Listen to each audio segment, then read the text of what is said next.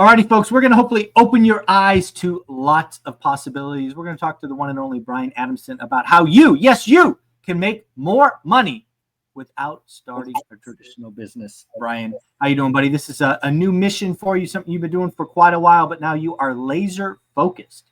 So what do people need to understand about making more money without starting a traditional business?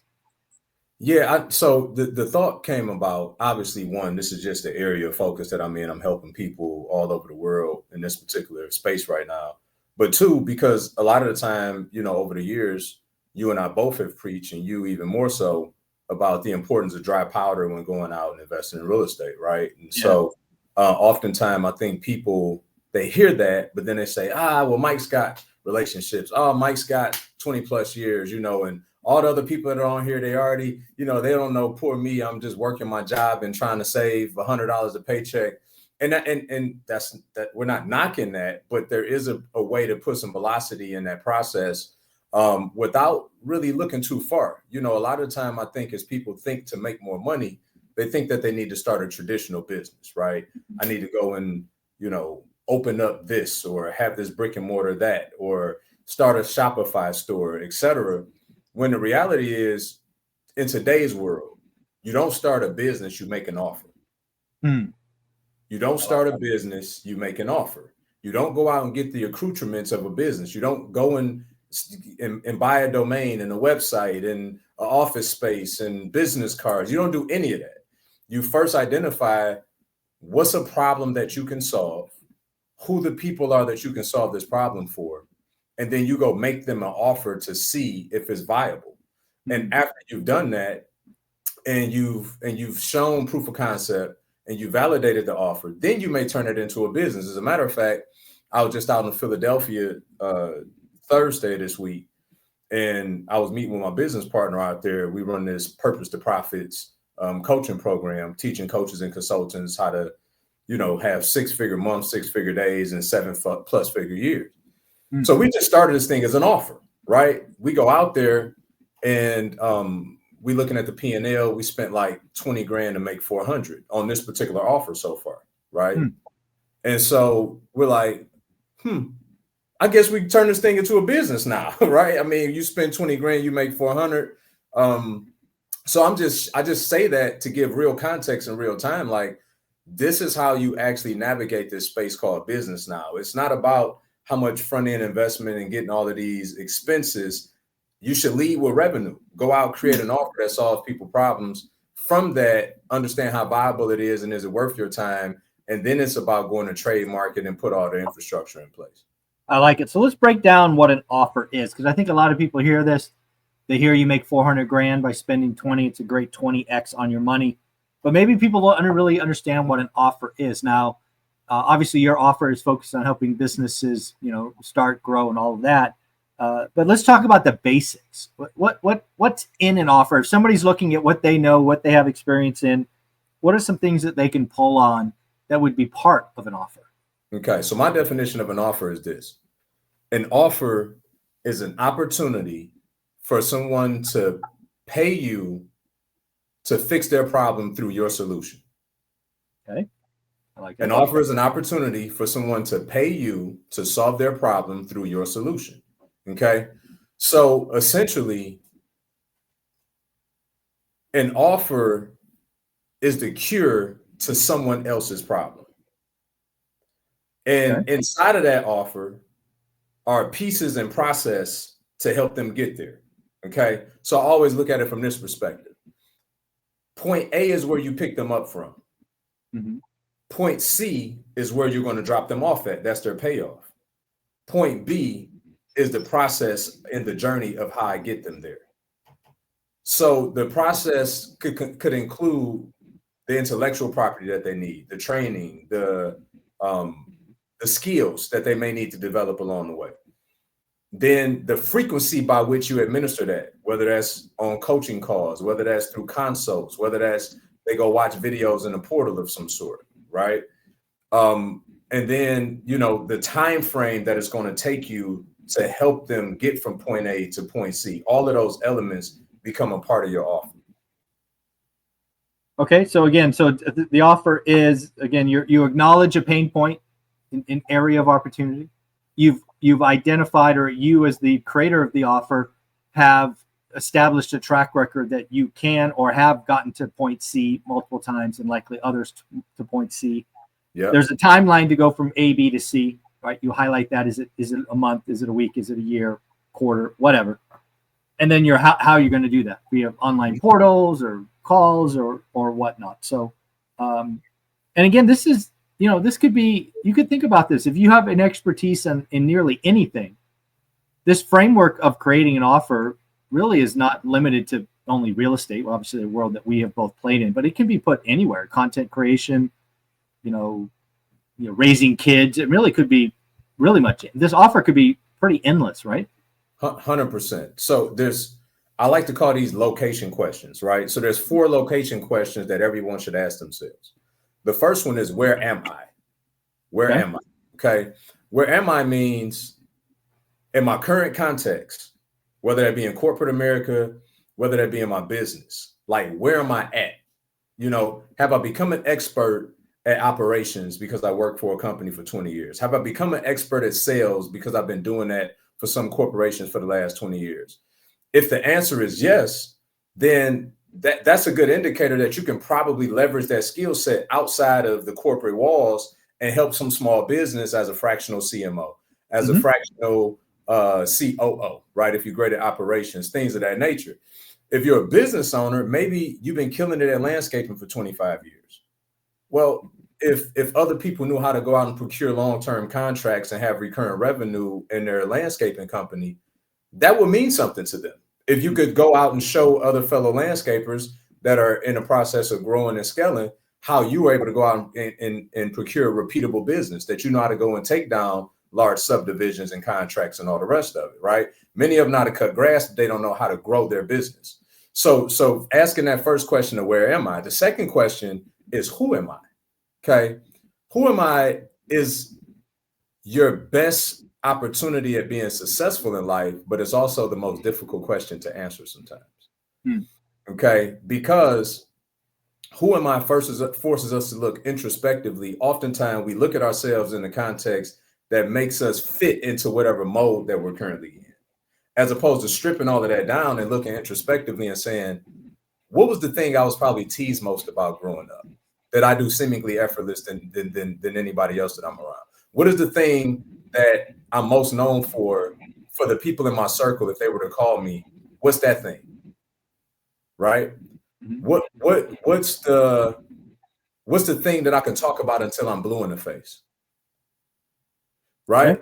That's who I am. Now, if you can identify that, again, this is a location question, then it becomes, man, it's probably people that struggle to do the thing that I do in my sleep. Right? So that means that you become an expert, whether God gifted you that way naturally or by default, you've just always been naturally gifted at those things. Okay. Then the third question is, who am I going to help? Because now that you've figured out where are you and who are you, now you need to start thinking about who are you going to help? What group of people can benefit most from the skill set or expertise that I have? Okay. And then how am I going to help them is what your offer is that you create to fix that problem. I like it. So again, where am I? Who am I going to help? And how am I going to help in the 4 location questions? These, again, are things that you could ask yourself. Again, I love the idea that you could look introspectively at what your job is, what you've been doing. You could look at what you've done effortlessly. There's just lots of opportunity for folks to create this offer. And this really goes back to the initial question we started with, is how do you start a business? How do you make more money without starting a traditional business? Like, what are you good at? What do you have experience in? What can you offer and help folks with? So absolutely. As an example, Mike, you've sold, I don't know, hundreds of millions of dollars worth of software, right? Oh, yep.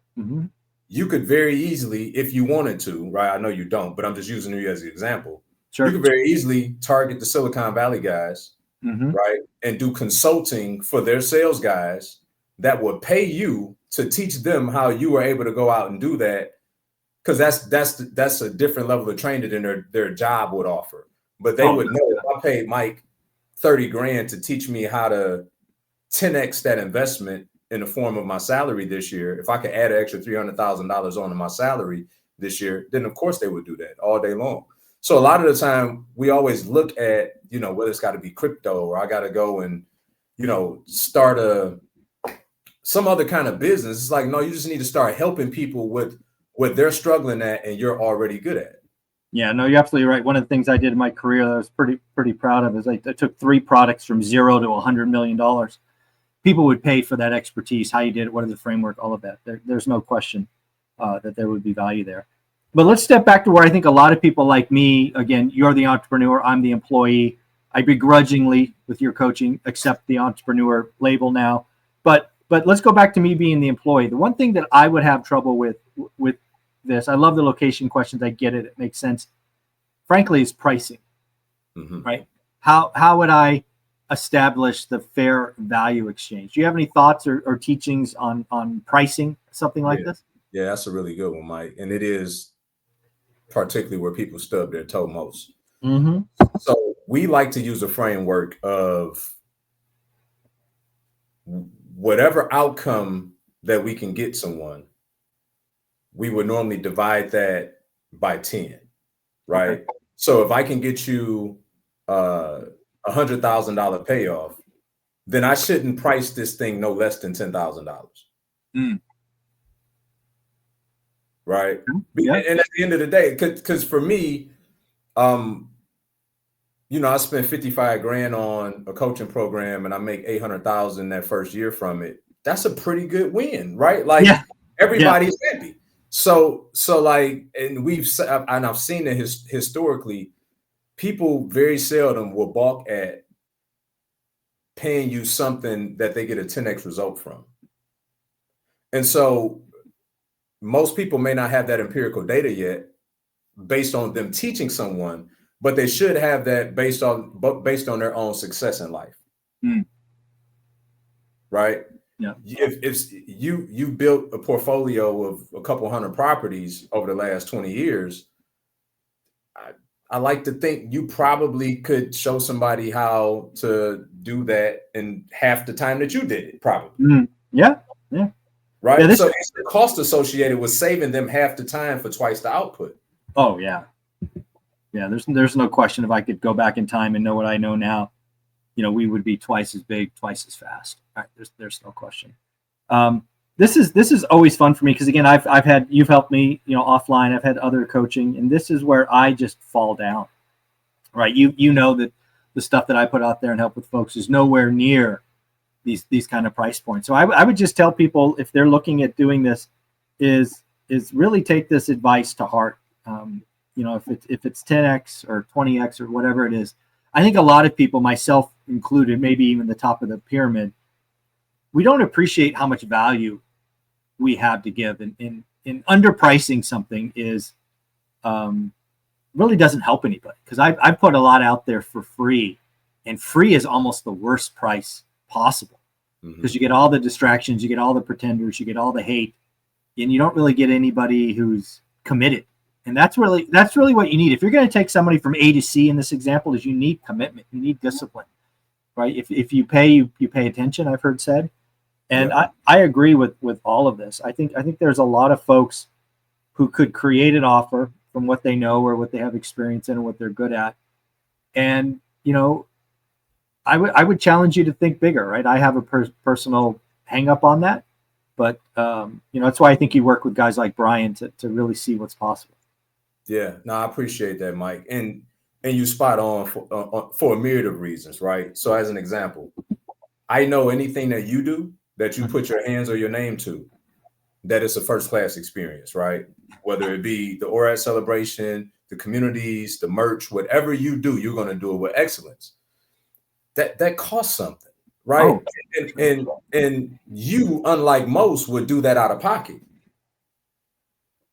That's not the most effective and efficient way, especially for someone that's growing a business, because they may not have the bandwidth and the resources to really put up that kind. So what happens is this: when you put out low price offers that seem more affordable to the buyer, but then all of a sudden your number one complaint is your back end, your administration, your customer service, the Whenever they need logins, they got well, it's because you don't have enough money to build out any infrastructure. So the more money that you charge actually allows for you to give your clients a better experience. For because sure. you can have automations in place. You can have a VA in place. You can have an admin. You can have all the functions that you need on the back end to where they have a phenomenal experience because your fulfillment is your best marketing. No, there's so no, yeah. If you don't create the margins right up front, then everybody suffers on the back end, yourself included. No, I agree with that 1,000%. And that's why I think a lot of people looking at this, looking to create more money without starting traditional business, should look at pricing their stuff so they can run a full operation. Right or wrong, indifferent, doesn't matter. It's just facts are facts. I came to do one rental at a time for a unique mission. And that unique mission was to create something that outlived me by 50 years, right? I was fortunate enough to come into a situation where my life is good, times 5 or 6 or 7. So I can choose to do things out of pocket because I have that bigger mission. But if you're coming to this because you need more money to invest in real estate or to have a better life or pay the bills, I'm not confused. You should be charging. And you should be charging the premium that your time, your value requires. Very few people have the luxury of taking on a mission of creating something that outlives them by 50 years. So I answer all questions very differently, but that's, I'm in the very unique position, I think. For sure. No, that's good to know, Mike. And I just want to say this because I felt compelled to say this morning, and I want to make sure that I do. There's many people right now watching this channel, and we see them at the OREX celebration. They've got 7 doors, 3 doors, 13 doors, and they give themselves no credit for that, Mike. I know. And they get into the room and they see everybody else, and they're just like, "Yeah, I've got like 13 doors." It's like 13 doors. That's awesome. 3 doors, 7 doors. There are people. Listen to me. I want y'all to know, if that's you listening to this right now, it took you 5 years to get your first one. Took you 6 months to get your second. Took you 6 months to get your third, right? Don't forget how much it sucked for those 5 years getting your first. Yeah. Guess what? There's somebody else right now that is paying that same penalty, that if you would just raise your hand and say, "Hey, I could help collapse that time for you," they would pay you for your help. Yeah. It doesn't matter that you only got 3. You could be killing it with those 3. There's so many things you learned on those 3 projects. See, it's not about the fact that you need to have done 100, 200 deals. You just need to be ahead of the people that you're helping. Right. Russell Brunson says, go back and help who you were 5 years ago. That's typically where you start when you're trying to figure out who is it that you can serve. And so I just want to empower some of you out there, because you are doing great. But when you look to your peripheral, you just see people that are seemingly doing better, and you're sleeping on yourself. Stop sleeping on yourself is my message. No, I think you're absolutely right. I see a lot of that in folks who, have 3, 7, shoot 1 door. You've already done a lot. You already have more than most. And to your point, there you have something, you have experience, you can help people. And if you're doing something else and I'm doing content, same thing, right? You may only have 1,000 subscribers, but you know how many people are stuck at 250? You may be on a health journey like I am. I'm down 30 pounds, and 20% body fat or whatever, down 20% body fat. So again, there's so many things that you could have done, you have experience in, that you can help people, that people will pay for. Brian, if somebody wanted to dig into this more, look at one of your free challenges coming up, what do they do? They could go to purpose2profitschallenge.com, purpose2profitschallenge.com, or you could ping me on Instagram and I can help, in any way that I can. You're amazing, Brian. Thank you for being here. I love what you're doing. Thank you, sir.